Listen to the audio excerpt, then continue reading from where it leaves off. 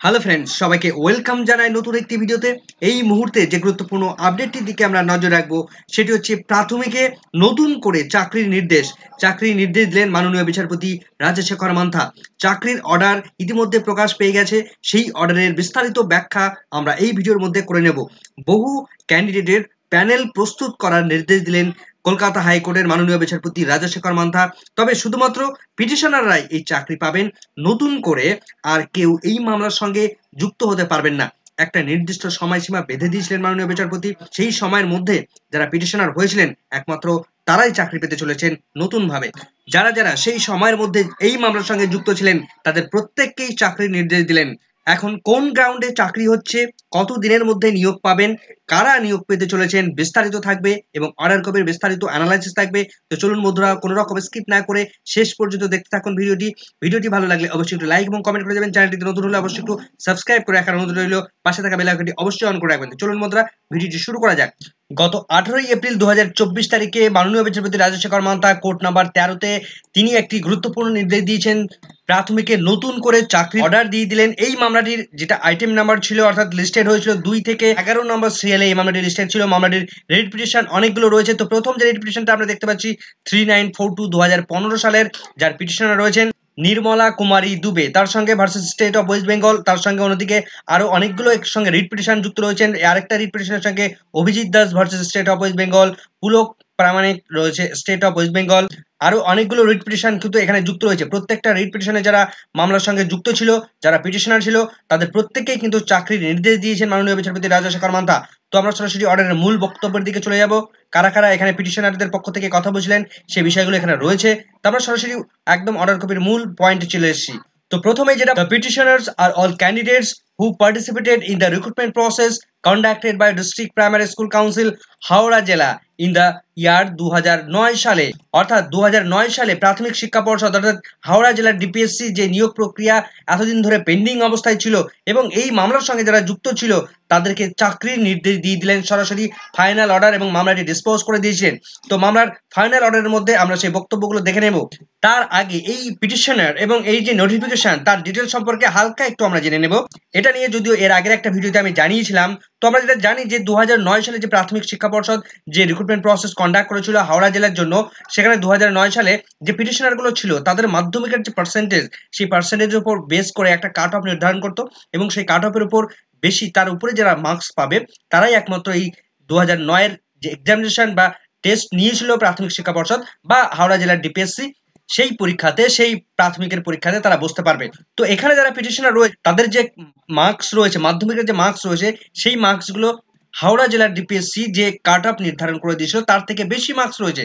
তা থাকা সত্ত্বেও এই সমস্ত পিটিশনার তারা কিন্তু চান্স পাননি বা তাদেরকে রিক্রুটমেন্ট প্রসেসে অংশগ্রহণ করার সুযোগ দেননি। পরবর্তীতে তাদের 2012 সালের রিক্রুটমেন্ট প্রসেসে তাদেরকে সুযোগ দেওয়া হয়েছিল এবং তারা পরীক্ষায় বসেছিল। তো তাদের পার্সেন্টেজগুলো পরপর এখানে উল্লেখ করা রয়েছে।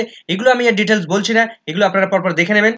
তারপরে 6 নম্বর পিটিশনার থেকে শুরু করে 20 নম্বর পিটিশনার, তারা তাদের general category SC ST OBC এবং তাদের মাধ্যমিকের পার্সেন্টেজ এখানে পরপর উল্লেখ করা রয়েছে। এবং 2009 সালে যে রিক্রুটমেন্ট প্রসেস কন্ডাক্ট করেছিল হাওড়া ডিপিএসসি, সেই ডিপিএসসির নোটিফিকেশনে সেখানে মাধ্যমিকের যে মার্কস, সেই মাধ্যমিকের মার্কসের উপর জেনারেল এসসি এসটি ওবিসি তাদের যে কাট অফ নির্ধারণ করেছিল, Bengali medium, Hindi medium, Urdu medium, প্রত্যেকের কাট অফগুলো এখানে উল্লেখ করা রয়েছে। জেনারেল 67.625, এসসি 55.375, এসটি 32.55, ওবিসি 63.5, এভাবে বেঙ্গলি মিডিয়ামের কাট অফ নির্ধারণ করা হয়েছে। তো যে সমস্ত পিটিশনাররা রয়েছেন তাদের প্রত্যেকের এই তাদের যে জেনারেল কাট অফ, সেই বা তাদের যে ক্যাটাগরি, সেই ক্যাটাগরির কাট অফের থেকে তাদের কিন্তু মাধ্যমিকের মার্কস বেশি রয়েছে। তো আগের দিনের অর্ডারে একটা টাইম লাইন মাননীয় বিচারপতি বেঁধে দিয়েছিলেন। সেই টাইম লাইনটা আমরা দেখবো।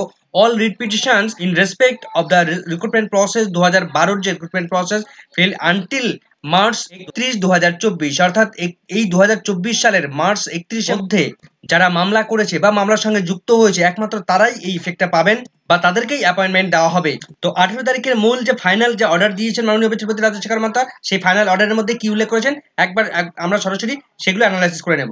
2 নম্বর পয়েন্টে যেটা উল্লেখ করা হচ্ছে, this court had by an order dated 9 April 2024 তারিখে অ্যাজ কারেক্টেড অন 12ই এপ্রিল 2024 তারিখ, অর্থাৎ 9ই এপ্রিল 2024 তারিখে কলকাতা হাইকোর্টের সিঙ্গেল বেঞ্চ একটা অর্ডার দিয়েছিল মাননীয় বিচারপতি রাজশেখর মান্তা, কিন্তু পরবর্তীতে 12ই এপ্রিল সেই অর্ডারটিকে কারেকশন করা হয়েছিল। যে মামলাটির রিট পিটিশন নাম্বার আমরা দেখতে পাচ্ছি 3268 অফ 2015, সেখানে বলা হচ্ছে decided on the term and condition maintain therein that all candidates who had filed the writ petition up to 31st January 2024 shall be eligible for appointments subject to production of their documents and participation in the selection process। এর যে আগের order কপিটা আমরা দেখলাম সেখানে কিন্তু 31শে March 2024 তারিখ পর্যন্ত পিটিশনার যারা ছিল বা মামলা করেছিল তাদেরকে অ্যাকসেপ্ট করেছিল মাননীয় বিচারপতি, কিন্তু আজকের এই অর্ডার কপির মধ্যে যেটা উল্লেখ করা রয়েছে 31শে জানুয়ারি 2024 তারিখ পর্যন্ত যারা মামলা করেছিল, যারা পিটিশন করেছিল তাদেরকেই একমাত্র অ্যাকসেপ্ট করেছেন। এবং এই পর্যন্ত যারা মামলা করেছে বা যারা মামলার সঙ্গে যুক্ত রয়েছে তাদেরকে প্রত্যেকে এলিজিবল ফর অ্যাপয়েন্টমেন্ট, এবং তাদেরকে কি বলা হচ্ছে, প্রোডাকশন কি করা হচ্ছে, তাদের ডকুমেন্টস এবং তাদের যে সিলেকশন প্রসেস সমস্তটা কন্ডাক্ট করতে বলেছে ডিপিএসসি কে, এবং তাদেরকে অ্যাপয়েন্টমেন্ট দেওয়ার নির্দেশ দিচ্ছে, কেননা তারা এই মুহূর্তে অ্যাপয়েন্টমেন্ট দেওয়ার জন্য তারা এলিজিবল। 3 নম্বর পয়েন্টে যেটা বলা হচ্ছে, the petitioners in the aforesaid writ petitions shall be entitled to the benefit of the said order and obtain appointments accordingly। অর্থাৎ এই মামলার সঙ্গে যারা রিট পিটিশনার রয়েছেন তারা প্রত্যেককে বেনিফিটেড হবেন এবং প্রত্যেককেই তাদেরকে অর্ডার দেওয়া হচ্ছে যে তাদেরকে অ্যাপয়েন্টমেন্ট দেওয়ার জন্য ক্রম পর্যায়ে বা ধীরে ধীরে তাদের প্রত্যেককেরই অ্যাপয়েন্টমেন্ট দিয়ে দেওয়ার জন্য। তবে অ্যাপয়েন্টমেন্ট পাওয়ার জন্য এখানে একটি শর্ত রয়েছে। কি শর্ত? Those petitioners who have already been appointed need not be consider afresh. অর্থাৎ যে সমস্ত পিটিশনাররা এই মুহূর্তে চাকরিরত অবস্থায় রয়েছেন বা চাকরি পেয়ে গেছেন তাদের জন্য এই মামলাটির অর্ডার কার্যকরী হবে না, তাদের জন্য নতুনভাবে আর এই অ্যাপয়েন্টমেন্ট ইস্যু করা যাবে না। Those petitioners who are covered under the order of a coordinate bench of this court dated 25শে January 2024 shall also get the benefit of the aforesaid order of this court dated 9th April 2024 অর্থাৎ সেটাকে correction করা হয়েছিল 12ই এপ্রিল 2024। অর্থাৎ কলকাতা হাইকোর্টের যে bench, সেই বেঞ্চে 25শে জানুয়ারি 2024 তারিখে যে অর্ডার এসেছিল তখন যারা পিটিশনার ছিলেন তারা এই মামলার সঙ্গে বেনিফিটেড হবেন, এবং তার পাশাপাশি তার পরবর্তীতে 9ই এপ্রিল 2024 তারিখে যারা এই মামলার সঙ্গে যুক্ত ছিল তারা বেনিফিটেড হবেন, এবং পরবর্তীতে 12ই এপ্রিল সেই অর্ডারটিকে কারেকশন করা হয়েছিল। তো সেই পর্যন্ত অবস্থাতে সেই ডেটগুলোর পর্যন্ত যারা মামলার সঙ্গে যুক্ত ছিল তারা কিন্তু প্রত্যেককেই চাকরি পেতে চলেছেন। এবং আজকের এই সবথেকে গুরুত্বপূর্ণ অ্যাপয়েন্টমেন্ট দেওয়ার নির্দেশ দিচ্ছেন মাননীয় বিচারপতি। কি বলা হচ্ছে 5 নম্বর প্যারাগ্রাফে যেটা বলা হচ্ছে, the district primary school council Howrah shall however be entitled to strictly verify the bona fide of each of writ petitioners and thereafter issue necessary order for appointment। অর্থাৎ হাওড়া জেলার ডিস্ট্রিক্ট প্রাইমারি স্কুল কাউন্সিলকে অর্ডার দেওয়া হচ্ছে, নির্দেশ দিচ্ছেন মাননীয় বিচারপতি strictly ভাবে নির্দেশ দিচ্ছেন কি, এই যে রিট পিটিশনার যারা এই মুহূর্তে রিট পিটিশনার রয়েছেন তাদেরকে ইস্যু করতে এবং প্রয়োজনীয় অর্ডার প্রদান করতে, কি তাদেরকে অ্যাপয়েন্টমেন্ট দেওয়ার জন্য প্রয়োজনীয় স্টেপ গ্রহণ করার কথা বলছেন, এবং অ্যাপয়েন্টমেন্ট দেওয়ার জন্য তাদের অর্ডার বের করার কথা বলছেন মাননীয় বিচারপতি রাজশেখর মান্তা। অর্থাৎ এই মামলার সঙ্গে যারা পিটিশনার রয়েছেন তাদের প্রত্যেককে চাকরি দেওয়ার নির্দেশ দিচ্ছেন মাননীয় বিচারপতি, অর্থাৎ অ্যাপয়েন্টমেন্ট দেওয়ার নির্দেশ দিচ্ছেন। With the aforesaid directions all this writ petition shall be stand dispose of। অর্থাৎ এই মুহূর্তের সমস্ত মামলার নির্দেশ দিয়ে মাননীয় বিচারপতি এই মামলাটিকে সম্পূর্ণভাবে খারিজ করে দিলেন, অর্থাৎ মামলাটি নিষ্পত্তি ঘটিয়ে দিলেন। সমস্ত কপিগুলো পিটিশনার এবং হাওড়া জেলার ডিপিএসসি কে সবাইকে প্রদান করার নির্দেশ দিচ্ছেন। তাহলে আমরা যেটা দেখলাম, হাওড়া জেলায় দীর্ঘদিন ধরে 2009 সাল থেকে পেন্ডিং হয়ে থাকা প্রাথমিকের নিয়োগ প্রক্রিয়াটির অবশেষে সদ্গতি পেল 2024 সালে এসে। অর্থাৎ 2009 সাল থেকে যে সমস্ত পিটিশনাররা মামলা করে আসছিলেন, 2015 সালে যদিও প্রথম মামলা শুরু হয়েছিল, তারপর থেকে 2024 সালে এসেও কিন্তু এই মামলার সঙ্গে অনেকে যুক্ত হয়েছেন।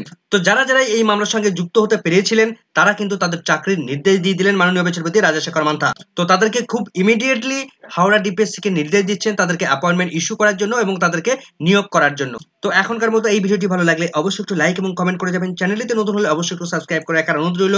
পাশে থাকা বেল আইকনটি অবশ্যই অন করে রাখবেন পরবর্তী ধরনের আপডেট পাওয়ার জন্য। সকলকে ধন্যবাদ।